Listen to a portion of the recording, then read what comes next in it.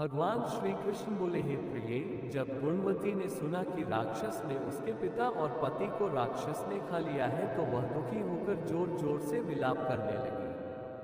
वह अपने दुख में जोर जोर से चिल्लाती कि उसके भोजन, वस्त्र और सुरक्षा का प्रबंध कौन करेगा। पिता और पति से विहीन स्त्री कैसे अपना जीवन बिताएगी। इसी शोक में विलाप करती हुई और अचेत होकर भूमि पर गिर गई। जब उसकी चेतना लौटी तो किसी तरह घर का सारा सामान बेचकर उसने यथासंभव पिता और पति की पारलौकिक क्रियाकर्म किया। उसके बाद उसी नगर में रहते हुए इंद्रियों को वश में रखकर भगवान विष्णु की भक्ति में तत्पर होकर शांति से रहने लगी। जीवन के अंतिम समय तक एकादशी और कार्तिक मास के व्रत स्नानादि नियम पूर्वक करती रही। श्री कृष्ण जी इतना बताने के बाद सत्यभामा से बोले, हे प्रिय, ये दोनों व्रत मुझे अत्यधिक प्रिय हैं, जिसके करने से भोग और मोक्ष की प्राप्ति होती है, पुत्र और संपत्ति की प्राप्ति होती है।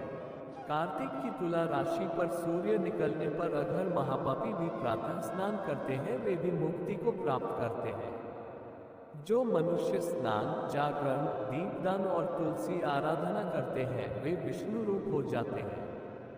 भगवान विष्णु के मंदिर में जो लोग साफ सफाई, भजन, कीर्तन एवं पूजन करते हैं वे जीवन मुक्त होते हैं।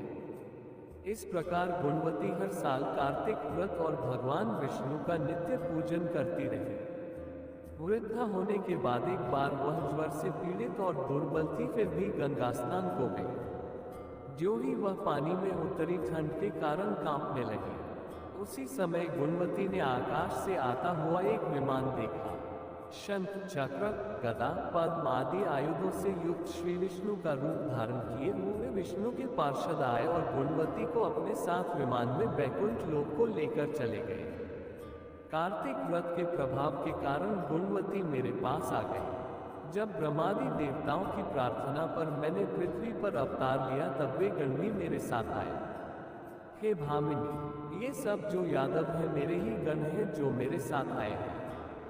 तुम वही गुणवती हो जो कार्तिक स्नान के प्रभाव से मुझे अति प्रिय हो।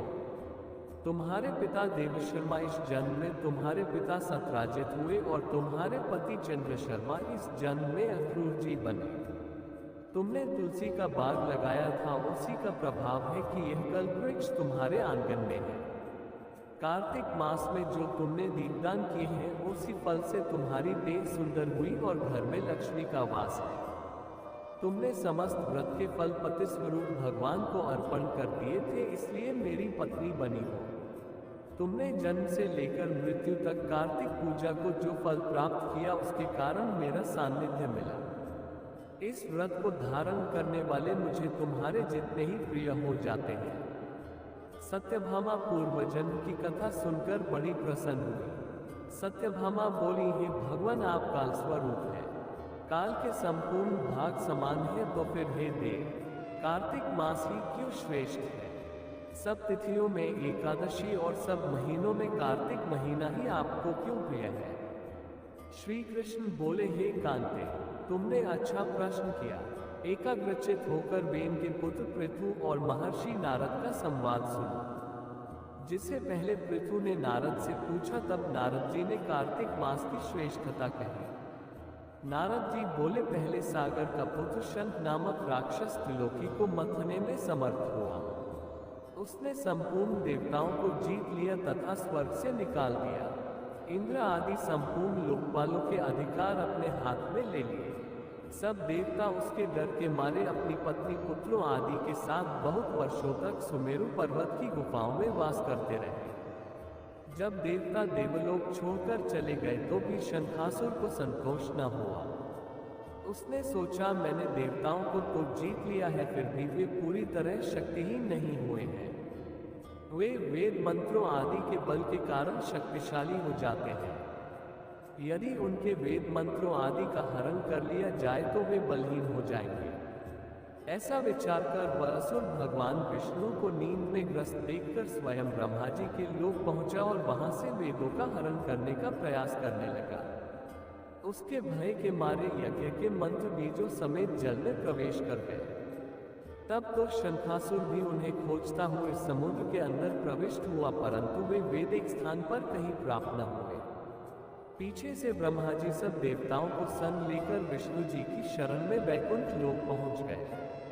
श्री विष्णु को निद्रा से जगाने के लिए सभी देवता भजन कीर्तन करने लगे, गंध और धूप करने लगे और रक्षा की प्रार्थना करने लगे। उनके प्रयासों से प्रसन्न होकर भगवान ने नेत्र खोले। तब सभी देवताओं ने श्री विष्णु के दर्शन किए और षोडशोपचार से पूजा करके दंडवत किया। भगवान माधव ने उनसे कहा, मैं आपसे प्रसन्न हूँ, मैं आपकी सभी मनोकामनाएं पूर्ण करूंगा। आश्विन शुक्ल पक्ष की एकादशी से लेकर देवोत्थान एकादशी तक पहर भर रात्रि रहते जो मनुष्य तुम्हारी तरह भजन और कीर्तन करेंगे, मैं उनसे प्रसन्न रहूंगा और वे मुझे प्राप्त कर सकेंगे। शंखासुर जिन जिन वेदों को हर कर ले गया है, मैं शंखासुर का वध करके उन्हें वापस लेकर आऊंगा। अब से बीज मंत्र समेत सभी वेद प्रतिवर्ष कार्तिक के महीने में सदा जल में निवास करेंगे। मत्स्य रूप धारण कर मैं जल में जाता हूँ, तुम संपूर्ण मुनियों के संग आओ। इस लोक में जो अच्छे मनुष्य प्रातःकाल स्नान करते हैं, वे निश्चय ही अक्षत स्नान के फल को प्राप्त करते हैं। जो कार्तिक में सदाव्रत करते हैं, उन्हें हे इंद्र तुम मेरे लोक पहुंचा दिया करो। हे यम, तुम सदा उनकी विघ्नों से रक्षा करते रहो, और हे वरुण, तुम उनको पुत्र पौत्र आदि प्रदान करते रहो। हे कुबेर, तुम उनके धन की वृद्धि करो। हे अन्य देवताओं, जो व्यक्ति जन्म से मरण तक इस व्रत को धारण करे, वह तुम्हारे लिए भी पूज्य होगा। तुमने मुझे एकादशी को जगाया है, इसलिए इस एकादशी का विशेष महत्व होगा। कार्तिक का पावन मास चल रहा है। इस कार्तिक मास में स्नान आदि का बड़ा महत्व है। इसमें स्नान दान की विधियां हम पहले ही बता चुके हैं। कार्तिक मास में स्नान आदि के अलावा कार्तिक महात्म्य भी सुनना चाहिए। 35 अध्यायों की इस कथा का आज हम आरंभ करते हैं और इसे अगले एक सप्ताह में पूर्ण करेंगे। नैमिषारण्य तीर्थ में श्री सूत जी महाराज शौनक आदि 88,000 ऋषियों से बोले, अब मैं आपसे कार्तिक मास के महात्म्य की श्रेष्ठ कथा कहता हूँ, जिसे सुनकर मनुष्य हर प्रकार के दुखों से छूटकर वैकुंठ को प्राप्त कर लेता है। सूत जी ने कहा, श्री कृष्ण जी से आज्ञा लेकर नारद जी के चले जाने पर सत्यभामा प्रसन्न होकर बोली कि हे नाथ, मेरा जीवन सफल हो गया। मेरे माता पिता भी धन्य हो गए हैं, जो आपकी समस्त रानियों में मैं प्रिय हूँ। मैंने वह कल्पवृक्ष आदि आपके साथ नारद जी को विधि पूर्वक दान में दे दिया था, वही कल्पवृक्ष मेरे घर में सदा लहराया करता है। हे स्वामी, आप मुझे वह विधि बतलाए जिसके करने से मैं इस कल्प के बाद भी आप मुझसे विमुख न हो, मुझे प्रेम करते रहे। सूत जी कथा आगे बढ़ाते हुए कहते हैं, हे ऋषियों, सत्यभामा की बात सुनकर श्री कृष्ण हंसते हुए उनकी बांह पकड़कर कल्पवृक्ष के नीचे ले गए और कहा कि अपनी समस्त रानियों में से तुम मुझे प्राणों के समान प्रिय हो। कल्पवृक्ष की तुम्हारी इच्छा की पूर्ति के लिए मैं इंद्र से भी युद्ध को तैयार हो गया था, फिर क्या तुम्हारे प्रश्नों का उत्तर न दूंगा? सूत जी बोले, हे ऋषियों, मैं आपको वह कथा सुनाता हूँ जब भगवान श्री कृष्ण सत्यभामा जी के साथ गरुड़ पर सवार होकर इंद्र के पास स्वर्गलोक का कल्पवृक्ष मांगने गए और इंद्र ने देने से मना कर दिया, तो गरुड़ के साथ इंद्र का घोर युद्ध हुआ था। सत्यभामा ने भगवान से कहा, हे प्रभु, पूर्व जन्म में मेरा स्वभाव कैसा था? मैं किसकी पुत्री थी? मैंने कौन से दान, व्रत या तप नहीं किए जिसके कारण मुझे मृत्युलोक में जन्म लेना पड़ेगा? मैंने कौन से ऐसे पुण्य कर्म किए थे जिससे आपकी अर्धांगिनी हुई और आप गरुड़ पर सवार होकर मेरे साथ संसार में विचरते हैं? तब भगवान बोले, हे कांते, तुम्हें अपना पूर्व जन्म जानने की इच्छा हुई है तो मैं उसे अवश्य पूरी करूंगा। सतयुग के अंत की बात है। मायापुरी में अत्रिगोत्र में वेदों और यज्ञों को जानने वाला देवशर्मा नामक एक ब्राह्मण रहता था। वह रोज अतिथि सेवा, हवन और भगवान सूर्य की पूजा करता था। वह सूर्य के समान तेजस्वी हो गया था। उस ब्राह्मण को बुढ़ापे में एक गुणवती नामक कन्या प्राप्त हुई। देवशर्मा ने उसका विवाह चंद्र नामक अपने शिष्य के साथ कर दिया और उसे पुत्र की भांति ही अपने पास रखा। एक बार दोनों कुशा और यज्ञ के लिए संविदा लेने को हिमालय की तलहटी में पहुंचे। तभी उन्हें एक राक्षस अपनी ओर आता दिखा। उस राक्षस को देखकर दोनों का शरीर शून्य हो गया और वे अपनी रक्षा के लिए कोई उपाय न कर सके। राक्षस ने दोनों को मार डाला। दोनों बड़े धर्मात्मा थे, इसलिए उन्हें लेने मेरे पार्षद आए और उन्हें अपने साथ बैकुंठ में लेकर गए, क्योंकि उन्होंने आजीवन सूर्य की पूजा की थी, इसलिए मैं दोनों पर अति प्रसन्न था। वे दोनों विमान पर चढ़कर बैकुंठ लोक में पधारे और मेरे पास दिव्य भोगों का आनंद लेने लगे। कार्तिक महात्म्य पहला अध्याय संपन्न। कथा जारी रहेगी। लक्ष्मी जी की कृपा और संतान सुख प्रदान कराने वाली है शरद पूर्णिमा। शरद पूर्णिमा को बहुत फलदायी कहा गया है। जाने कैसे भगवान को खीर प्रसाद भेंट किया जाता है। कैसे की जाती है लक्ष्मी पूजा कार्तिक पूर्णिमा को। कार्तिक महात्म्य की कथा सुनने का विशेष महत्व कहा गया है। कहते हैं जो इस कथा का श्रवण करते हैं या अन्य लोगों को सुनाते हैं, उन पर भगवान बहुत प्रसन्न होते हैं। तो यदि आप स्नान पूरे विधि विधान से न भी कर पाते हो तो कार्तिक महात्म्य की कथा तो पढ़ ही सकते हैं और दूसरों को सुना सकते हैं। खासतौर से घर के बड़े बुजुर्गों को। कथा का प्रबंध हम आपके लिए प्रभु शरण ऐप में पहले ही कर चुके हैं। छोटे छोटे अध्यायों में पूरी कथा डाल दी गई है। आप प्रभु शरण ऐप डाउनलोड करें प्ले स्टोर से और पढ़ें पूरा कार्तिक महात्म्य।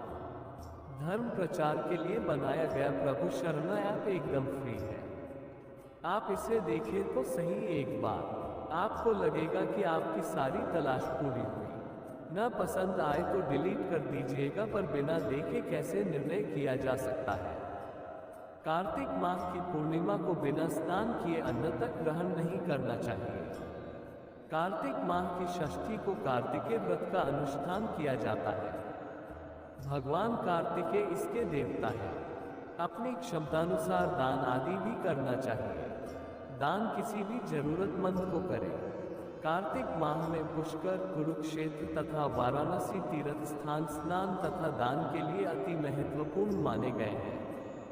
भगवान श्री कृष्ण ने अर्जुन से कहा था, हे पार्थ, व्रत तप करने वालों से भी मुझे वे भक्त ज्यादा प्रिय हैं जो मेरा नित्य भजन करते हैं और दूसरों को भक्ति व धर्म के मार्ग पर ले जाने में सहयोगी बनते हैं। आप भी अन्य लोगों को इस धर्म मार्ग पर जोड़कर श्री कृष्ण की कृपा पात्र बने। अभी शरद पूर्णिमा की कथा और पूजन विधि संक्षेप में बता रहे हैं। कल कोजागरा व्रत की पूरी विधि विस्तार से बताएंगे। आश्विन मास की पूर्णिमा को शरद पूर्णिमा या कोजागरी पूर्णिमा के नाम से जाना जाता है। नारद पुराण के अनुसार शरद पूर्णिमा की रात मां लक्ष्मी अपने हाथों में वर और अभय लिए भ्रमण करती है। इस दिन वह रात्रि जागरण करते भक्तों को धन वैभव प्रदान करती है। शरद पूर्णिमा को माता लक्ष्मी की पूजा करनी चाहिए। इस दिन सुबह जल्दी नहाकर नए वस्त्र धारण किए जाते हैं। पूरे दिन का उपवास किया जाता है। संध्या के समय चंद्रोदय के बाद लक्ष्मी पूजा की जाती है। चंद्रमा के उदय होने के बाद चांदी, सोने या मिट्टी के दीपक जलाने चाहिए। फिर घी और शक्कर से बनी खीर को चंद्रमा की चांदनी में रखना चाहिए। फिर चंद्रमा के दर्शन कर उनकी पूजा करें और पूर्णिमा की कथा सुनने के बाद उपवास खोलते हैं। जब रात्रि का एक पहर बीत जाए तो ये भोग लक्ष्मी जी को अर्पित करना चाहिए। रात्रि जागरण किया जाता है। भजन एवं गीत गाए जाते हैं। रात्रि 12 बजे के बाद खीर का प्रसाद वितरित किया जाता है। शरद पूर्णिमा की कथा। एक साहूकार के 2 पुत्रियां थीं। दोनों पुत्रियां पूर्णिमा का व्रत रखती थी, परंतु बड़ी पुत्री विधिपूर्वक पूरा व्रत करती थी, जबकि छोटी पुत्री अधूरा व्रत ही किया करती थी।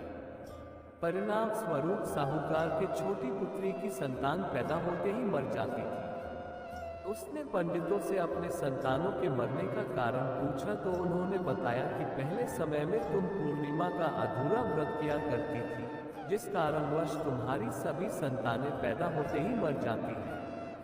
फिर छोटी पुत्री ने पंडितों से इसका उपाय पूछा तो उन्होंने बताया कि यदि तुम विधिपूर्वक पूर्णिमा का व्रत करोगी तब तुम्हारे संतान जीवित रह सकते हैं। साहूकार की छोटी कन्या ने उन भद्रजनों की सलाह पर पूर्णिमा का व्रत विधिपूर्वक संपन्न किया। फलस्वरूप उसे पुत्र रत्न की प्राप्ति हुई, परंतु वह शीघ्र ही मृत्यु को प्राप्त हो गया। तब छोटी पुत्री ने उस लड़के को पीढ़ा पर लिटाकर ऊपर से पकड़ा ढाल दिया। फिर अपनी बड़ी बहन को बुलाकर ले आई और उसे बैठने के लिए वही पीढ़ा दे दिया। बड़ी बहन जब पीढ़े पर बैठने लगी तो उसका घाघरा उस वृद्ध बच्चे को छू गया। बच्चा घाघरा छूते ही रोने लगा।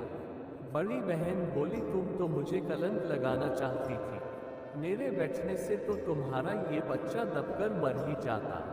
उस पर छोटी बहन ने बताया, बहन तुम नहीं जानती, ये तो पहले से ही मरा हुआ था, तुम्हारे भाग्य से ही फिर से जीवित हो गया है, तेरे पुण्य से ही यह जीवित हुआ है। इस घटना के उपरांत ही नगर में उसने पूर्णिमा का पूरा व्रत करने का ढिंढोरा पिटवा दिया।